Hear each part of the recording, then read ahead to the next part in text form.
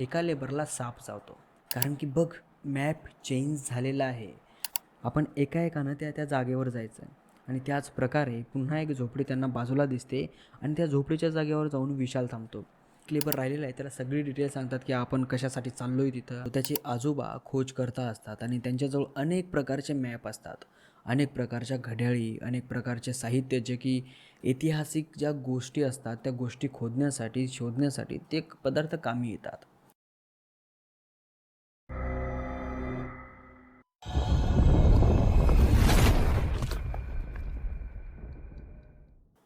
नमस्कार मंडळी, आज तुमच्यासाठी खूपच छान गोष्ट घेऊन आलो आहे, जिच्यामध्ये सस्पेन्स, थ्रिलर, ॲक्शन, ॲडव्हेंचर आणि हॉरर, भीती ह्या सगळ्या गोष्टी मिक्स आहेत.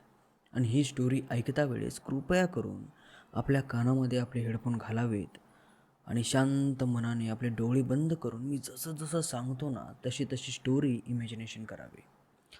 आणि आजची स्टोरी अशा वस्तूची आहे की जी वस्तू माणसाला पाहिजे म्हणजे पाहिजेच. म्हणजे जे सजीव प्राणी आहे, जे जीव सजीव आहे त्या जीवांना ती गोष्ट पाहिजे म्हणजे पाहिजेच. म्हणजे मी गोष्ट करतोय पाण्याची. एक छोटंसं मडकं असतं 5 एक लिटरचं. त्या मडक्यामध्ये पिण्याचं पाणी असतं आणि ते पाणी खूप जादुई असतं. ते पाणी ज्याला भेटलं त्याची चांदीच चांदी. आणि हे जे मडकं आहे, हे मडकं रेगिस्तानमध्ये कुठंतरी पुरलेलं मडकं असतं. आणि या मडक्याला शोधण्याचं काम 5 जणं करतात, ज्यांच्यासोबत जे काही होतं ते व्हिडिओमध्ये तुम्हाला समोर कळणार आहे. स्टोरी खूप रोमांचिक आहे, त्याच्यामुळे स्टोरी शेवटपर्यंत बघाल तरच तुम्हाला समजेल. जर तुम्ही अर्ध्या मधातूनच बघसाल किंवा स्किप करू करू ऐकसाल तर तुम्हाला स्टोरी समजण्यात येणार नाही. आणि स्टोरी ऐकणं ही एक म्हणजे एक मनोरंजन टाईप आहे. जे आपण हॉलिवूड बॉलिवूडचे मूव्हीज बघतो ना त्याच्यापेक्षा कितीतरी भारी फील ह्या स्टोऱ्या देतात. तर चला आता उशीर न करता आपण आपल्या स्टोरीला सुरुवात करूयात. पण त्या अगोदर तुम्हाला जर क्राईम स्टोरीज जरी आवडत असतील तर माझं एक सेकंड चॅनल आहे ज्याचं नाव अनलाईक क्राईम असं आहे. तुम्ही त्यावर जाऊन निव्वळ रिअल झालेल्या क्राईम घटना ऐकू शकता. आणि जर तुम्हाला आमच्या स्टोऱ्या चांगल्या वाटत असतील तर खाली डिस्क्रिप्शनमध्ये एक जीमेल आय डी दिलेली आहे, त्यावर तुम्ही तुमची स्टोरी आम्हाला शेअर करू शकता. तर चला आता सुरुवात करूयात. मंडळी, 2 मित्र असतात.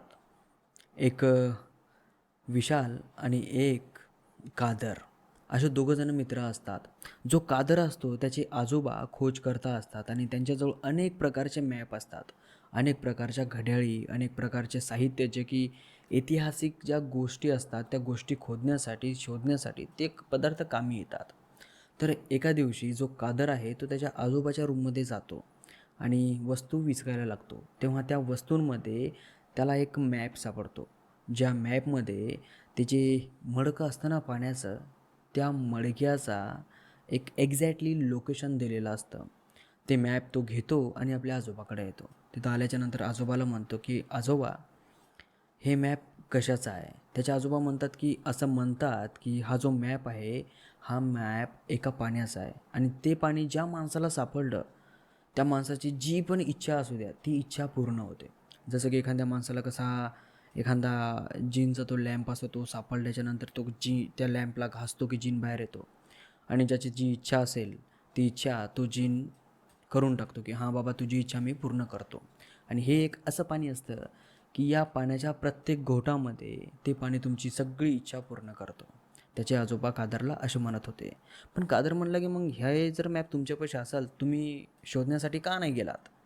कादरचे आजोबा म्हणतात की मी जाण्याचा प्रयत्न केला, पण मला काय हे सापडलं नाही आणि खूप हार्डली आणि खूप मेहनती काम असल्यामुळं मी काही करू शकलो नाही आणि माझ्या विचाराच्या पलीकडचं आहे. आणि मला असं वाटतं की बाबा ही जी गोष्ट आहे ही थोडी खोटी आहे. या जगामध्ये जादू, टोना, मॅजिक ह्या काय कसल्या गोष्टी नसतात. तर म्हणून मी या मॅपच्या नादी काही लागलो नाही. त्यामुळे याला सोडून दिलं. इतके बिचाऱ्या करून इतका पैसा करून जर आपण या जागेवर गेलो आणि आपल्याला जर ते मडकं भेटलं नाही तर जाऊन काय फायदा आहे? मग कादर त्याच्या आजोबाला म्हणतो की मग ही गोष्ट खरी आहे का खोटी आहे? म्हणजे तुम्ही म्हणताय एक की हां असं पण असते आणि दुसरी बाजू अशी पण म्हणता की हे काही नसतं वगैरे. म्हणजे काय नेमकं? मग त्याचे आजोबा म्हणतात की बाबा हे बघ, मी तर 100% देऊन तुला सांगू शकत नाही की ही गोष्ट खरी आहे किंवा खोटी आहे. आणि हिला जर सिद्ध करायचं असेल खरी किंवा खोटी, तर या जागेवर जावं लागेल, याला शोधावं लागेल आणि नंतरच आपल्याला समजण्यात येईल की ही गोष्ट खरी आहे की खोटी आहे. तर कादर म्हणतात की आपण जायला पाहिजे का शोधायला, जाऊयात का शोधायला. त्याचे आजोबा म्हणतात की आत्ता कुठं, माझे टोंगळे दुखत आहेत, हातपाय दुखत आहेत. नाही बाबा, मी येत नाही. तुझ्यात हिंमत असेल तर तू जा आणि शोध घे. आता जो कादर होता त्यालासुद्धा या गोष्टींचा फार म्हणजे छंद होता, आवड होती त्यालासुद्धा. काही हे ते शोधण्याची, ऐतिहासिक वस्तू जमा करण्याची, त्यांची परीक्षा करण्याची, त्यांच्यावर जे काही लिहिलेलं आहे त्याचं वाचण्याची. म्हणजे ज्या ऐतिहासिक वस्तू असतात, अँटिक पीस असतात, त्यांना शोधण्याचं, जवळ ठेवण्याचं, त्यांना साठा करून ठेवण्याचा कादरलासुद्धा नाद असतो आणि त्यालासुद्धा त्या गोष्टी आवडत असतात. आता कादरच्या जवळ थोडाफार पैसा होता, म्हणजे त्याची जी फायनान्शियल कंडिशन होती ती थोडी बेटर होती, मिडल क्लासपेक्षा थोडी वरची जी असतात ना ते. तर कादरचा एक मित्र ज्याचं नाव विशाल असं होतं, तर तो ही गोष्ट विशालला सांगतो आणि विशाल म्हणतो की काय प्रॉब्लेम नाही, आपण जाऊयात. आणि जो विशाल होता त्याची फायनान्शियल कंडिशन खूप कमी होती, त्याला कामाची गरज होती. त्यामुळे विशाल न काही विचार करता कादरला हो म्हणला. त्याला म्हणलं की बाबा मी येतो तुझ्यासोबत, पण मला काही पैसे वगैरे तर दे आणि माझं फायनान्शियल कंडिशन थोडी दुरुस्त करण्यासाठी तू माझी हेल्प कर. कादर म्हणलं की ठीक आहे ना, काही प्रॉब्लेम नाही. जर तू माझ्यासोबत आला आणि जर ही गोष्ट खोटी असली तर मी तुला काही पैसे देतो, आणि जर ही गोष्ट खरी असली तर तुला या गोष्टीमधलं काही देतो, जेणेकरून तुझ्या ज्या काही इच्छा आहेत त्या पूर्णपणे पूर्ण होतील म्हणून. आता या दोघा जणांना छोटीशी टीम पाहिजे होती, एक जेवण वगैरे बनवण्यासाठी, एक दोघंजण पसारा वगैरे आपला जवळ घेण्यासाठी. तर हे असे 3 लेबर आपल्या कामासाठी हायर करतात. म्हणजे त्यांना ठरवतात की बाबा तुम्ही आमच्यासोबत चला, आम्ही जिथं म्हणाल तिथं ते काम करा, तुम्हाला एवढे एवढे पैसे देतो. तर ते तिन्ही लेबर बिचारे राजी झाले. आता या 5 जणांचा जो ग्रुप आहे हा ग्रुप निघाला रेगिस्तानकडं. आता ते रेगिस्तानचा रस्ता असा होता, ना दुबईकडं होता ना आपल्या इकडं कोण्याही भागामध्ये, तो अलगच विचित्र प्रकारे जात होता. जे ते ठिकाण होतं त्या ठिकाणावर क्लिअरली असं लिहिलं होतं की तिथं रेगिस्तान आहे म्हणून, पण त्याच्या आजूबाजूला खूप मोठं जंगल होतं. जंगल असं की तिथं खूप पाणी पडायचा, भयंकर भयंकर जनावरं, तिथं अलग प्रकारचे जादुई झाडं, अशा प्रकारचे ते जंगल होतं. त्या मॅपवर लिहिलेलं होतं आणि तिथं असं टिक मार्क केलं होतं, या जागेवरून या जागेवर जावं लागेल किंवा या जागेवरून या जागेवर. म्हणजे जो रस्ता होता तो रस्ता पूर्णपणे टिक मार्क केलेला होता, एकच रस्ता. आणि ते पूर्ण जे काय मॅप आहे ते पूर्ण मॅपवर ड्रॉईंग काढलेली होती. त्या ड्रॉईंगवरून असं वाटत होतं की पूर्ण जे जंगल आहे ते जंगल पूर्णपणे घनदाट आहे, खूप भयंकर जंगल आहे. कारण की त्या जंगलाच्या ड्रॉईंगवर जे धोक्याचे निशाण असतात तशा प्रकारचे निशाण बनवलेले होते. आणि जो यांचा रस्ता आहे तो रस्ता एका जागेवर जाऊन थांबायचा, त्या जागेवर असं खूप मोठं असं मोकळं असल्यासारखं होतं आणि तिथं रेगिस्तान असल्यागत होतं. म्हणजे तिथं नावच होतं की बाबा इथं एक रेगिस्तान म्हणून आहे, वाळवंट असं आपण मराठीमध्ये म्हणतो. थोडंसं ते हिंदी भाषामधले काही शब्द रोजच्या बोलण्यामध्ये, मूव्हीज पाहण्यामध्ये डोक्यामध्ये घुमतात, त्यामुळे ते रेगिस्तान जास्त करून तोंडामध्ये येतं. पण खऱ्या अर्थामध्ये मराठीमध्ये त्याला वाळवंट आपण असं म्हणतो. तर हे 5 जणं आपली एक गाडी घेऊन या रस्त्याने निघतात. आता जे रस्ता होता त्यांचा, ते रस्ता अशा जागेवर होता की तिथं म्हणजे नॉर्मली कोणत्याही माणसाला असं वाटणार नाही की यायला इथून रस्ता आहे म्हणून. कारण की खूपच साधा, एकदम नॉर्मलसा, एकदम. म्हणजे तिथं असं पाहिल्याच्या नंतर वाटेल की हा रस्ता तर शेतात जाण्याचा आहे, या रस्त्यावर कुठून आले यार हे, असं माणसाला वाटेल. थोडी थोडी नॉर्मल नॉर्मल झाडी आणि थोडं थोडं माळ, पाऊलवाट, अशा प्रकारची वाट. पण यांच्या मॅपमध्ये तीच रस्ता दाखवू लागला आहे. यांनी विचार केला बाबा चमत्कारी मडका आहे, त्याच्यामध्ये चमत्कारी पाणी आहे, तर रस्ता पण थोडा चमत्कारीच असायला पाहिजे. तर हे जे 5 जण आहेत ते त्या रस्त्याने पायी निघाले, कारण की त्या रस्त्याने गाडी जात नव्हती. जिथपर्यंत गाडी जात होती तिथपर्यंत यांनी नेली, जिथं गाडी समोर जात नव्हती तिथे यांनी थांबवली. आता जे आजूबाजूची लोकं आहेत ती सगळी लोकं यांना बघायला लागली आणि हे जे आहे ते निव्वळ लोकांच्या रस्त्या म्हणजे शेताने जात होते. आता लोकं बघत होती की बाबा हे नवीन माणसं आलेत कोण, जे आमच्या शेतानं चालली आहेत. आणि ह्यांना असं वाटू लागलं की हे मॅपमध्ये जे रस्ता आहे हेच रस्ता असेल, चमत्कार काहीतरी वेगळं असेल. त्या कारणामुळे हे कोणताही विचार न करता त्या रस्त्याने एकसारखे चालतच होते. आता चलता चलता यांना म्हणजे पूर्ण दिवस जातो तरीसुद्धा तो रस्ता सारख्याला सारखाच, म्हणजे यांच्या शेतामधून त्यांच्या शेतामध्ये, त्यांच्या शेतामधून त्यांच्या शेतामध्ये. आता जशी जशी संध्याकाळ होऊ लागली शेतामधली लोक त्याच रस्त्याने परत वापस आपल्या घराकडे येण्यासाठी चलत येऊ लागले आणि हे यांना दिसत होतं. यांना असं वाटत होतं की एखाद्या गावाची आणि एखाद्या रस्त्याची ही आहे म्हणून. आणि त्या रस्त्याच्या मधामध्ये 1-2 गावंसुद्धा लागली. त्या पण गावांना जाण्यासाठी मधातला रस्ता ते पांदण असते ना, बैलवाट, पाऊलवाट अशा प्रकारचे तशा वाटा होत्या आणि त्या वाटेने ते सरळ निघायला लागले होते. मग संध्याकाळच्या 6:30-7च्या दरम्यान त्यांना एक छोटीशी नदी लागते. आता ती नदी थोडीशी विचित्र प्रकारे होती. नॉर्मली नद्या सरळ दिशेने वाहतात, पण ती नदी थोड्या उलट्या दिशेने वाहू लागली आणि ते जे मॅप होतं त्यांच्याजवळ, त्यांच्या मॅपमध्ये ते ज्या ठिकाणी होते त्या ठिकाणावर एक अंक उमटला. जसं की पाल्याचा अंक असतो ना, तसा अंक उमटला. तो अंक पाहिल्याच्या नंतर यांनी टाईम बघितला तर टाईम तोच होता आणि जे नदीचं पाणी होतं ते पाणी उलट्या दिशेने वाहत होतं. यांनी कुठलाही विचार केला नाही आणि ती नदी पार केली. पण जशी नदी त्यांनी पार केली, मागं वळून बघितलं, त्या नदीचं पाणी आता सरळ दिशेने वाहायला लागलं. म्हणजे जिकडं ती नदी रेग्युलर वाहायची तिकडं वाहायला लागली आणि ते पाठीमागं बघत होते तर पाठीमागं आता पूर्णपणे अंधार पडलेला होता. त्यांच्यासोबतही अंधार पडलेला होता कारण की 7 वाजले होते. हे पुन्हा त्या रस्त्याने, त्या मॅपच्या रस्त्याने चालायला लागले. पण आता यावेळेस यांना ना कोणतं गाव लागतं, ना दूरवर कोणता दिवा दिसतो, ना लाईट दिसतो, ना पाऊल वाट दिसते. फक्त यांना त्या मॅपमध्ये जसं चालायचं आहे तसं ते चलत होते. आता यांना चलत चलत रात्र खूपच जास्त झाले होते. यांनी असा विचार केला की आता आपण थोडासा आराम करावा आणि नंतर सकाळ झाली की लवकरच आपण आपल्या प्रवासाला चालू करावं. हे आराम करण्यासाठी एक मोकळी जागा पाहतात, थोडंसं लेवल पटांगण, जिथं झाडझुडपं नाही आहेत, जिथं म्हणजे असं कळलं की कोण आलं आहे कोण जाईल. थोडंसं जागा सावरतात, थोडंसं पाल्या गिल्यानं झाडून झुडून काढतात झोपण्याच्या सोयीसाठी आणि ते 5ही जणं सोबतच त्या जागेवर झोपी जातात. थोडासा जाळं वगैरे करतात, जेवण्या वगैरेचा प्रोग्राम वगैरे, जेवण वगैरे मस्त आरामशीर त्या जागेवर झोपी जातात. सकाळ होते. सकाळ झाल्याच्या नंतर 5ही जणं उठतात, पण संध्याकाळी ज्या जागेवर ते झोपले होते ते आता त्या जागेवर नव्हते. ते थोड्या वेगळ्याच जागेवर होते. म्हणजे त्यांनी जी मॅपमध्ये जागा पाहिली होती, जी जागा त्यांनी सावरली होती, ती जागा नव्हती. ही जागा पूर्णपणे चेंज होती आणि हे ज्या जागेवर तिथं झोपले होते तिथं पूर्ण जमीन अशी पूर्ण प्लेन होती आणि त्यांनी तिथं झाडून झुडून असं साफसफाई करून झोपले होते. पण आता ते जिथं उठले तिथे एक असा वटा असल्यासारखा, म्हणजे थोडंसं बांधकाम झाल्यासारखं आणि एक प्लेन ग्राउंड असतं ना, वट्यासारखं, वटा म्हणतो आपण, त्या वट्यासारखं तिथं बांधलेलं होतं असं प्लेनवर आणि त्या वट्यावर हे 5ही जणं झोपलेले होते.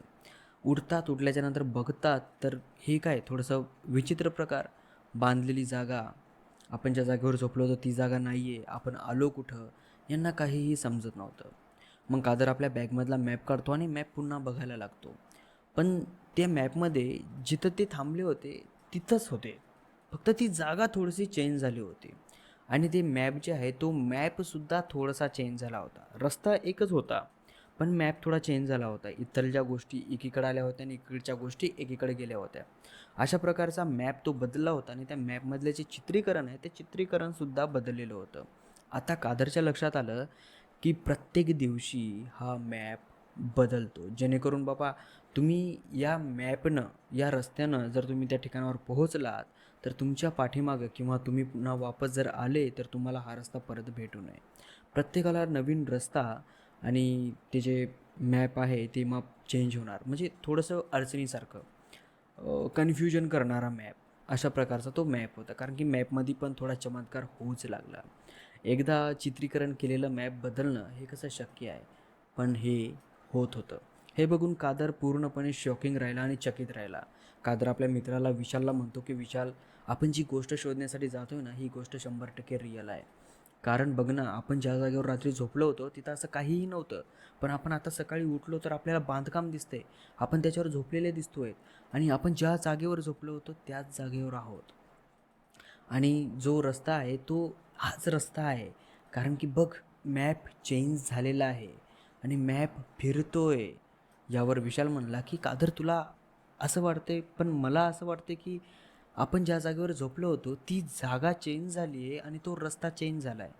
म्हणजे आपल्याला ज्या जागेवर आपण झोपलो होतो तिथून आपल्याला कुणीतरी, कोणत्या तरी शक्तीने म्हणा किंवा कोणत्या तरी चमत्कारे म्हणा, दुसऱ्या जागेवर घेऊन गेलेत आणि तिथं आपण झोपल्याच्या नंतर म्हणजे या जागेवर आपण झोपल्याच्या नंतर इथं जेव्हा आपण उठलो तेव्हा आपल्यापासूनच त्या ठिकाणावर जाणाऱ्या रस्त्यापर्यंत रस्ता पुन्हा नव्याने तयार झाला आहे. असं नाही वाटत का तुला? कादर यावर म्हणतो कसंही असो रस्ता तर आहे ना, आपण तर जागेवर आहोतच ना. तर तिथं असं यांची विचारपूस झाल्याच्या नंतर थोडंसं जेवण वगैरे करतात, नाश्ता वगैरे करतात जवळ जे काय आहे ते खाण्यासाठी, आणि ते पाचही जण पुन्हा आपलं सामान वगैरे आवरून त्या रस्त्यावर चालायला लागतात. पूर्ण दिवस चालतात. त्यांना एकही माणूस दिसत नाही आणि एकही सजीव प्राणी दिसत नाही. फक्त झाडं-झुडपं तेवढेच दिसतात या आजच्या दुसऱ्या दिवसामध्ये. पहिल्या दिवसामध्ये त्यांना पाखरं, चिमण्या, कावळे हे जे काही पक्षी वगैरे आहेत, पक्षी, जनावरं हे काही सगळे जे काय आहे ते सगळं काही दिसू लागलं. पण आता दुसऱ्या दिवशी यांना तसा सजीव कोणताही जीव दिसत नव्हता आणि त्यांना असं आवाजही येत नव्हता. चिमण्या ओरडण्याचा किंवा कोणते पाखरं ओरडण्याचा. एकही आवाज येत नव्हता ना कोणता सजीव दिसत नव्हता. पूर्णपणे सायलेंट. फक्त आणि फक्त वारं फिरत होतं. म्हणजे वाऱ्याच्या झुळका लागत होत्या त्या पण थंड्या थंड्या. वर सूर्य दिसत होता आणि त्यांना चालण्याचा रस्ता दिसत होता. ते दिवसभर त्या रस्त्याने चालले, त्यांना काहीही वाटलं नाही. आता पुन्हा त्यांनी विचार केला की संध्याकाळ झाल्याच्या नंतर आपल्याला एक जागा बघायची, आपल्याला त्या जागेवर झोपी जायचं आहे आणि तिथं झोपल्याच्या नंतर म्हणजे उद्या सकाळी आपण पुन्हा आपला प्रवास चालू करूया. दिवसभर चालून चालून ते पाचही जण थकले होते आणि ती जागा शोधू लागले. तर त्यांना पुन्हा एक जागा सापडली, छोटंसं राऊंड शेपमध्ये मोकळी जागा. झाडं गिडं काही नव्हते. ती जागा त्यांनी पहिल्यासारखी साफसफाई केली आणि साफसफाई केल्याच्या नंतर ती त्या जागेवर आरामशीर झोपी गेले. आता त्या रात्रीही त्यांना काही झालं नाही.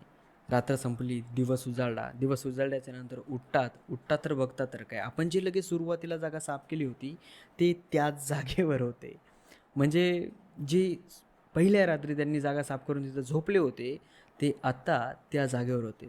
तिथं उठल्याच्या नंतर हे पाहिल्याच्या नंतर यांच्या लक्षात आलं पाचही जणाच्या की आपण पहिल्या दिवशी जी जागा साफ केली होती आपण त्याच जागेवर आलो आहे. कारण की त्यांनी ज्या ज्या जागेवर पुंजाने केलेले, ज्याच्या ओळखणी केलेल्या आहेत, ज्याचे जाळ वगैरे लावलेलं आहे ते सगळं काही त्या जागेवर रेडी होतं. यांना वाटलं की हे काय प्रकरण व्हायला आहे आपल्यासोबत, आपण समोर जायचं तर आपण मागत येत नाहीत ना. का तर पुन्हा आपला मॅप ओपन करतो, मॅपमध्ये बघतो. बघितल्याच्या नंतर तर हे 2 स्टेप समोर आले होते. म्हणजे 2 रात्र आणि 2 दिवस हे समोर आले होते, पण जागा तीच होती. आता यावेळेसही कादरला असं वाटलं की चला ठीक आहे, काहीतरी चमत्कार असेल, पण आपण रस्त्याने समोर तर जातोय. जे अंतर त्या रस्त्याचं आणि त्या ठिकाणावरचं आहे ते अंतर थोडं थोडं कमी होत गेलं. आता यांनी कुठलाही विचार केला नाही आणि पुन्हा ते चालायला लागले. आता या तिसऱ्या दिवसामध्ये ते जेव्हा चालत होते तेव्हा त्यांना पाखरांचे आवाज येत होते. पाखरं दिसत होते. जनावरं, जंगली जनावरं म्हणतो आपण, ते पण त्यांना दिसत होते. इथपर्यंत की त्यांना 10-15 पावलावर एखादा सापसुद्धा दिसायचा. अशा प्रकारचे डेंजरस जनावरं त्यांना दिसत होते. पण या दिवसांमध्ये एक गोष्ट खूपच विचित्र होती आणि ती गोष्ट म्हणजे अशी की त्या पूर्ण दिवसामध्ये वाऱ्याची एकही झुळूक यांना लागत नव्हती. ना आकाशामध्ये सूर्य दिसत होता. आकाश पूर्णपणे क्लिअर दिसत होतं पण सूर्य दिसत नव्हता. प्रकाश पडत होता.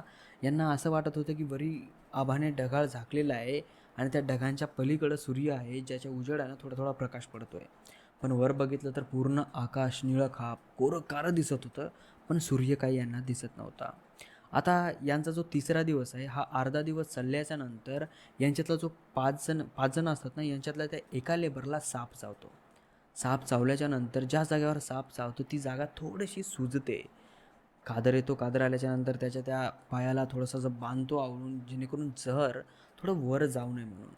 आणि ते जे साप चावलेलं आहे तिथं थोडी मलमपट्टी करतो आणि थोडंसं म्हणजे काय गोळ्या औषध त्यांना जे काही सांगितलेलं आहे त्यांच्या आजोबांनी ते सगळं करतो की बाबा सापाचे जे जहर आहे ते उतरावं म्हणून. आणि ते जसे जसे चलत गेले तशी त्यांची पुन्हा एक संध्याकाळ झाली, म्हणजे तिसरी संध्याकाळ. त्यांनी पुन्हा तसाच विचार केला, सगळं काय साफ करायचं, तिथं झोपायचं, सकाळी उठायचं आणि निघून जायचं. आता तिथं पुन्हा साफ करतात, झोपतात. झोपल्याच्या नंतर सकाळ होते, सकाळी उठतात. उठल्याच्या नंतर बघतात, जे सेकंड नंबरचा जे हे पाचही जण ज्या जागेवर गेले होते, जे वट्टा बांधलेला होता हे त्या जागेवर होते आता. आणि तिथं उठल्याच्या नंतर कादर पुन्हा घाबरला की पुन्हा आपण त्या जागेवर आलो. पुन्हा तो मॅप खोलतो, पुन्हा पहिल्यासारखाच रस्ता अजून कापलेला होता. पण यांच्यासोबत जो साप चावलेला माणूस होता तो यांच्यासोबत नव्हता.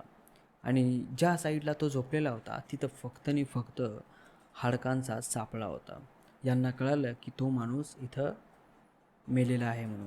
आता तो मेल्याच्या नंतर त्याच्यासोबत जे दुसरे 2 लेबर होते ते घाबरले घाबरल्याच्या नंतर त्यांनी यांना सांगितले की बाबा आम्हाला पैसा पाहिजे नाही आम्हाला तुमच्यासोबत काम करायचं आहे, आम्हाला आमच्या घरी जायचं आहे आणि तुम्ही सामान न्या किंवा राहू द्या, आम्ही आमच्या घरी जातो आहे. आता असं म्हणल्याच्यानंतर ते 2 लेबर यांना सामान वगैरे फेकून हे थांबवण्याचा प्रयत्न करू लागले, पण ते काही थांबले नाही, कारण की त्यांच्यासोबतचा एक लेबर मेलेला होता आणि हे खूप घाबरले होते. यांना असं वाटलं की आपण इथून निघल्याच्या नंतर आपण जाणार आणि यांचं पाहू यांचं काय करायचं, तर आपल्याला पैसे वगैरे काय पाहिजे नाही. रागाच्या भरामध्ये ते दोन्ही लेबर त्यांच्या दोघांजवळून निघून गेले रिटर्न, जिकडून ते आले होते तिकडच्या बाजूनं. आता मॅप फक्त कादरपाशी होता. कादर म्हणला की ठीक आहे विशाल, आपण दोघंजणं समोर जाऊयात. विशाल आणि कादर हे दोघंजणं त्या रस्त्याने समोर निघले. रात्र होते. रात्र झाल्याच्यानंतर दोघंजणं साफसफाई करतात. जेवणाचे जे काही सामान वाचलेलं आहे ते सगळं सामान दोघंजणं खातात आणि आराम करतात, कारण की आता फक्त 1 नाही तर 2 दिवसाचा रस्ता तो वाचला होता. झोपतात. झोपल्याच्यानंतर सकाळी उठतात. उठल्याच्यानंतर तिथून पुन्हा त्या समोरच्या रस्त्याला चालायला लागतात. आता ज्या जागेवर उठले होते ती जागा त्यांच्या पहिल्यासारखंच होऊ लागलं. ती रूटीन चालूच होती. ती एकच जागा यांना दिसत होती, पुन्हा मागची जागा दिसत होती, पुन्हा मागची जागा दिसत होती, पुन्हा ती जागा समोर दिसत होती. अशा प्रकारचं यांना चालूच होतं आणि यांना माहीत होतं की हे असं दिसून हे जे जंगल आहे आपल्याला थोडा घाबरवण्याचा प्रयत्न करते, पण आपल्याला घाबरायचं नाही आहे. आपला रस्ता कटत जातो आहे. आपल्या रस्त्याचं अंतर जे आहे ते कमी होतच जातं आहे. कादरला चांगलं समजत होतं, त्यामुळे कादर आणि विशाल कुठलाही न विचार करता त्या रस्त्याने समोर जात होते. पण काही अंतरावर गेल्याच्या नंतर त्यांना जे हे 2 लेबर असतात ते 2 लेबर समोरून येताना दिसले. ऐका, 2 लेबर त्यांना जिकडे हे दोघंजणं जात आहेत तिकडून ते 2 लेबर यांना समोरून येताना दिसले. आता ते समोरून आल्याच्या नंतर हे दोघंही जण आरबळतात आणि ते दोघंही जण कन्फ्युजन होतात की आपण नेमकं मागं जातोय का पुढे येतोय. विशाल आणि कादरसुद्धा असाच विचार करतात की आपण नेमकं मागं जातोय का पुढे येतोय. हे लेबर तर मागं गेले होते, मग हे आपल्या समोरून आलेत कसे, म्हणजे फुल कन्फ्युजन या चौघांमध्ये. ते 2 लेबर फार चिडल्याच्या नंतर ते यांच्यावर मारण्यासाठी धावले, कारण की ते बिचारे न खाता पिता नुसते दिवस रात्र चलत राहिले होते आणि अखेरकार ते दोघंजणं यांच्याच जवळ येऊन थांबले होते. आता असं झाल्यामुळं हे दोघंजण आणि त्या दोघांमध्ये भांडण लागतात. थोडी वादावाद होते आणि ते चौघही जणं एकमेकांमध्ये मारामारी करतात. मारामारी केल्याच्या नंतर हे दोघंजणं जे मारामारी करत होते या दोघांच्या हातून त्यांच्यातला एक लेबर मरतो. मेल्याच्यानंतर तो जो एक लेबर राहिला त्याला हे दोघंजण म्हणतात की बघ, जे झालं ते झालं. इथून ना तुम्ही बाहेर निघू शकता ना मी बाहेर निघू शकतो, आणि जे काही आपल्याला तिथं पोहोचायचं आहे तिथं आपण पोहोचूयात. आणि त्याचे एक लेबर राहिलेला आहे त्याला सगळी डिटेल सांगतात की आपण कशासाठी चाललो आहे तिथं, आपल्याला तिथं काय भेटणार आहे, आणि त्याला इथंपर्यंत सांगतात की तू जर गप्प राहिला तर तुलासुद्धा आम्ही हिस्सा देऊ आणि तुझ्या ज्या काही इच्छा आहेत त्या इच्छा सगळ्या काही पूर्ण होते. तुझी जर इच्छा असेल की तुझ्या या मित्रांना जिवंत करायची तर तुझे मित्रसुद्धा जिवंत होतील. तू फक्त आमचा साथ दे आणि आमच्यासोबत चाल. असं म्हणून ते तिघही जणं पुन्हा त्या रस्त्याने चालतात आणि अशाच प्रकारे त्या 2 रात्र आणि 2 दिवस अजून घालवतात आणि अखेरकार हे सगळेजणं त्या ठिकाणावर पोहोचतात ज्या ठिकाणावर हे पाण्याचं मडकं ठेवलेलं असतं. आता हे तिथं बघतात तर पूर्ण वाळवंट दिसतो. जसे त्या जागेमध्ये एंटर करतात, ज्या जंगलामधून हे आलेले असतात ते जंगल पूर्णपणे गायब झालेलं असतं. जंगल यांना दिसत नाही, दूरपर्यंत झाड दिसत नाही. आता हे तिघेही जण आरबळतात की बाबा आत्ताच आपण 10-12 पावलाच्या अगोदर आपण या जागेवर आलो आहे आणि इतक्या लवकर जंगल गायब कसं काय होऊ शकतं. पण हे कादरला माहीत असतं की ही थोडी चमत्कारी वस्तू आहे आणि इथं असं काही होऊ शकतं, म्हणजे 100% होऊ शकतं, यात काही वाद नाही. आता हे तिघंजणं त्या मडक्याला शोधायला लागले. ठिकाण तेच होतं पण थोडंसं मोठं होतं. यांना एकही वळखण दिसत नव्हती ना काहीच दिसत नव्हतं. हे तिघही जणं पाहू परेशान झाले. असं दूरपर्यंत कुठंतरी एक थोडीशी जागा दिसायची जिथं असं वाटायचं की हां तिथं थोडंसं काहीतरी आहे. पण ते दोघंजणं त्या जागेवर गेले की ती जागा पुन्हा वापस त्याच रिटर्न जागेवर दिसायची ज्या जागेवर हे तिघंजण उभे होते. आणि असं प्रत्येक जागेवर दिसायचं, म्हणजे यांनी इकडं पाहिलं की इकडे दिसायचं, इकडं पाहिलं की इकडे दिसायचं आणि इकडं पाहिलं की इकडे दिसायचं. मग कादरच्या डोक्यामध्ये एक असा उपाय आला की कादर आणि त्याचे 2 मित्र ज्या जागेवर गेले होते, म्हणजे एक लेबर आणि त्याचा 2 मित्र, तिथे गेल्याच्यानंतर कादर म्हणला की आता जिकडं ती वस्तू आपल्याला दिसेल, म्हणजे थोडंसं झोपडी टाईप बांधल्यासारखे, तिथं एक जणांना जायचं. पुन्हा तिथून दुसऱ्याला दिसले की तिथं एक जणांना जायचं, म्हणजे आपण तिघंजणं एकदाच जायचं नाही, आपण एकाएकानं त्या त्या जागेवर जायचं. आणि त्याच प्रकारे पुन्हा एक झोपडी त्यांना बाजूला दिसते आणि त्या झोपडीच्या जागेवर जाऊन विशाल थांबतो. तिथून या दोघा जणांना एकीकडे एक झोपडी दिसते, तिथेही जाऊन तो जो लेबर आहे तिथं तो जाऊन थांबतो. म्हणजे प्रत्येकाला एक एक झोपडी अलग अलग दिशेने दिसू लागली, 3 झोपड्या. पण यावेळेस या तिघा जणांनी प्रत्येक झोपडीवर आपला म्हणजे जाऊन उभे राहिले. पहिली जी झोपडी दिसली तिथं तो कादर जाऊन उभा राहिला. तिथून या तिघा जणांना ज्या जागेवर झोपडी दिसली त्या जागेवर दुसरा विशाल जाऊन उभा राहिला. आणि असंही होऊ लागलं, जी झोपडी रिअल आहे आणि जी झोपडी ज्या जागेवर एक्झॅक्ट आहे ती झोपडी तिघांना सुद्धा दिसायची. आणि जी झोपडी डुप्लिकेट आहे, जी झोपडी दिसायची नाही, ती झोपडी फक्त एका एकाला दिसायची. म्हणजे त्या जागेवर जर कादरला झोपडी दिसली तर या दोघांना दिसणार नाही, आणि या दोघांना झोपडी दिसली तर कादरला दिसणार नाही. म्हणजे स्पेशल माणसाला स्पेशल झोपडी दिसायची. आणि जी झोपडी या तिघा जणांनाही दिसायची ती झोपडी रिअल आहे, असं ते तिथला पझल होता. तर कादरला आणि त्याच्या 2 मित्रांना एकीकडे झोपडी दिसली, तर त्या झोपडीच्या जागेवर विशाल जाऊन उभा राहिला. तिथं गेल्याच्या नंतर या दोघा जणांना, या तिघा जणांना पुन्हा एक झोपडी दिसली आणि तिथं जाऊन तो जो लेबर आहे तो तिथं जाऊन उभा राहिला. तिथं झाल्याच्या नंतर असा ट्रायंगल तयार झाला, म्हणजे त्रिकोण तयार झाला. आणि त्या त्रिकोणाच्या मधोमध जे वाळवंट आहे ते एखाद्या विहिरीसारखं मधात घसरायला लागला. आणि बघता बघता तिथं एक मोठा खड्डा निर्माण झाला. आता मोठा खड्डा एवढाही मोठा नाही, आपल्या गावामध्ये एक छोटासा आळ असतो बघा, त्याच्यामध्ये 1 किंवा 2 माणसं सहज खाली बुडापर्यंत जाऊ शकतात. कारण की तो आडा असा असतो, असा मिळत मिळत मिळत खाली असतो, अशा प्रकारचा तो आडा असतो. आता ह्या तिघा जणांना तो आड दिसतो आणि ते तिघही जण आपापली जागा सोडून त्या आडापाशी येतात. आणि त्या आडामध्ये बघतात तर सगळं काही कोरडंच होतं, सगळं काही कोरडं होतं. पण तो आड पूर्णपणे पाण्याने पाझरलेला होता. म्हणजे जी साईड आहे त्याच्या आडाच्या बांधलेल्या, त्या आडाच्या साईडनं थेंब थेंब पाणी गळत होतं, पण ते खाली पाणी जमा होत नव्हतं. खाली पूर्णपणे कोरडं होतं आणि खाली लगेच सेंटरला एक छोटंसं मडकं ठेवलेलं होतं. हे मडकं पाहिल्याच्या नंतर विशाल आणि कादर या दोघा जणांना कन्फर्म झालं की हां, ही गोष्ट खरी आहे.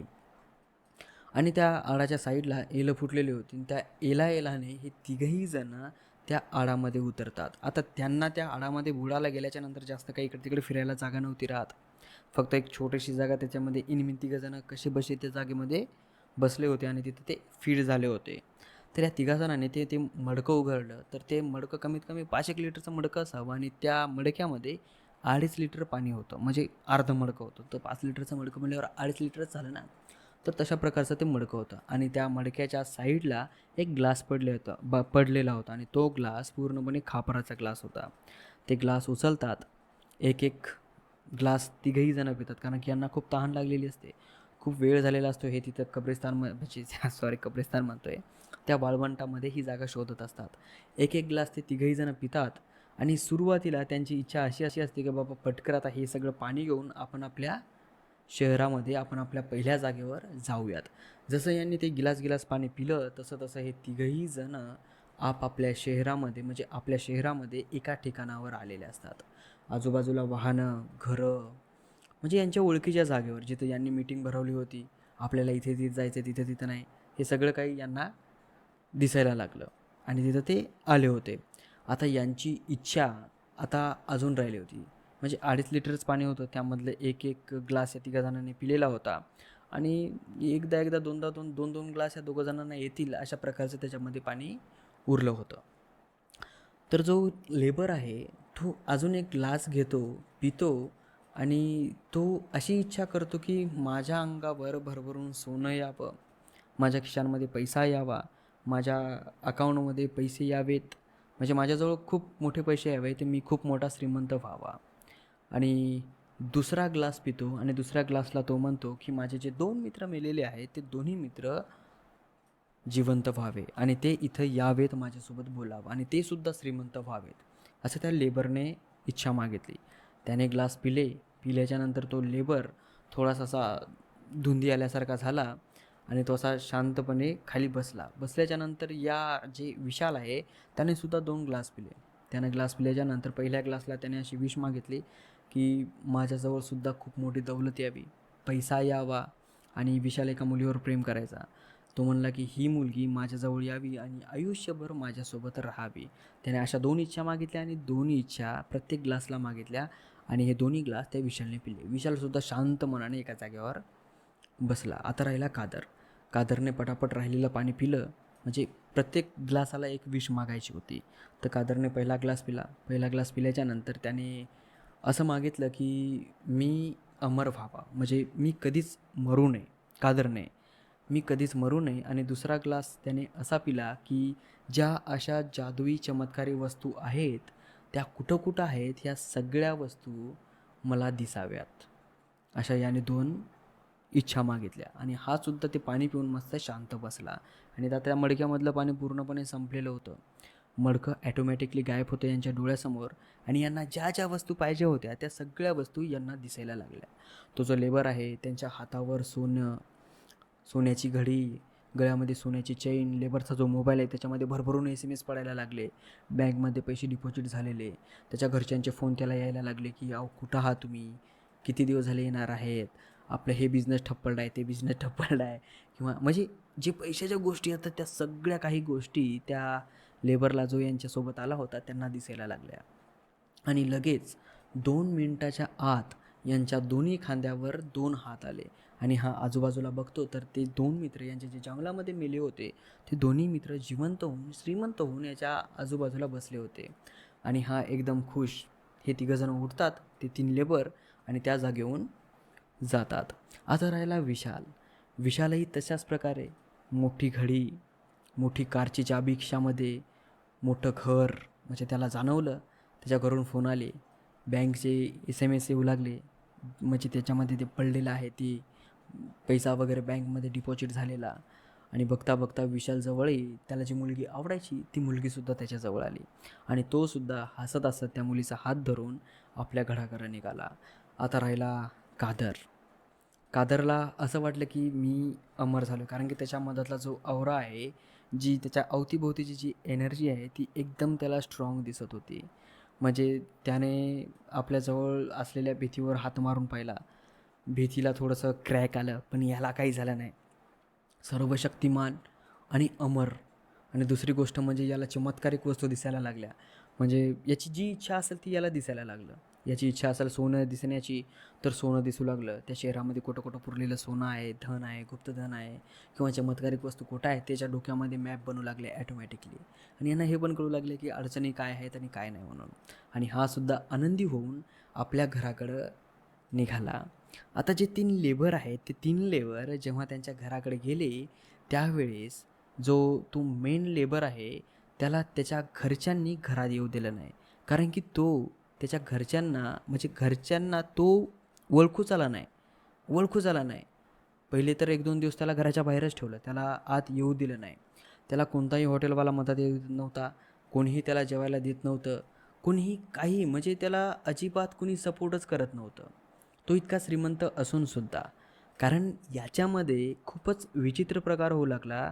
फक्त त्या लेबरलाच दिसत होतं की मी श्रीमंत आहे, माझं घर खूप मोठं आहे, माझ्या हातामध्ये सोन्याची वॉच आहे, माझ्या बँकेमध्ये पैसा आहे. पण याचं हे सगळं जे काय आहे हे सगळं काही लोकांना दिसत नव्हतं. लोकांना हा पूर्णपणे फटीचर दिसू लागला. याचे कपडे फाटलेले, याचं तोंड वगैरे काळं झालेलं, म्हणजे सगळं काही असं फाटलेलं तुटलेलं. 2 दिवस तर त्याच्या घरच्यांना त्याला म्हणजे ओळखलं पण नाही. आणि 2 दिवसाच्या नंतर जेव्हा तो ओळखू आला तेव्हा त्या घरच्यांना तो असा म्हणायचा की आपल्याजवळ खूप मोठा पैसा आहे, टेन्शन घ्यायचं नाही, कोणाला काय पाहिजे ते सांगा.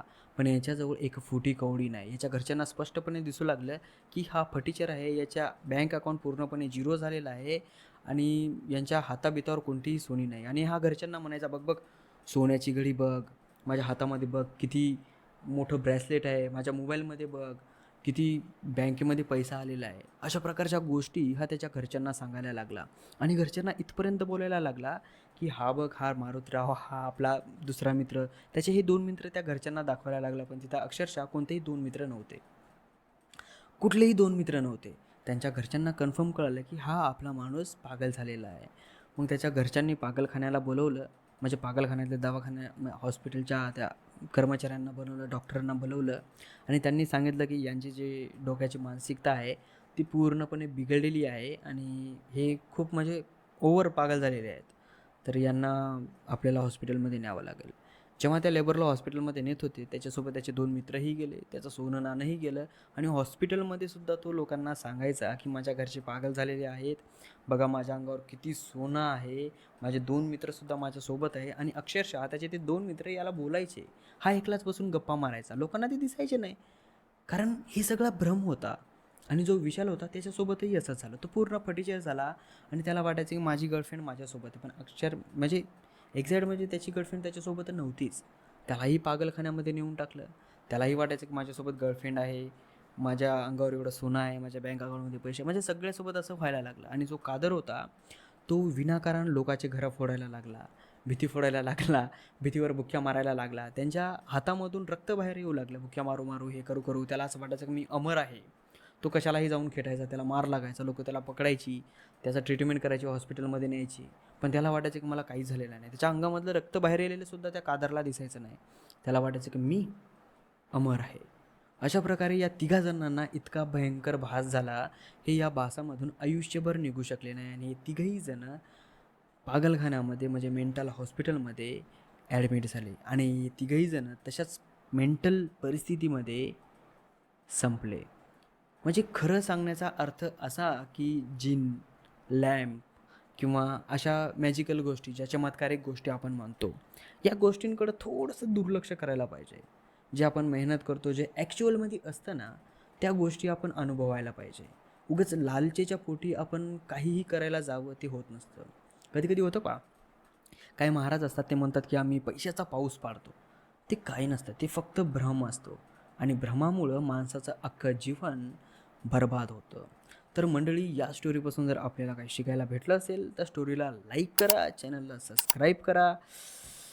तोपर्यंत नमस्कार, भेटूया समोरच्या स्टोरीमध्ये. आणि हां, तुमच्याजवळ जर एखादी स्टोरी असेल तर प्लीज तुम्ही मला ती स्टोरी खाली डिस्क्रिप्शनमध्ये दिलेल्या जीमेल ID वर शेअर करू शकता.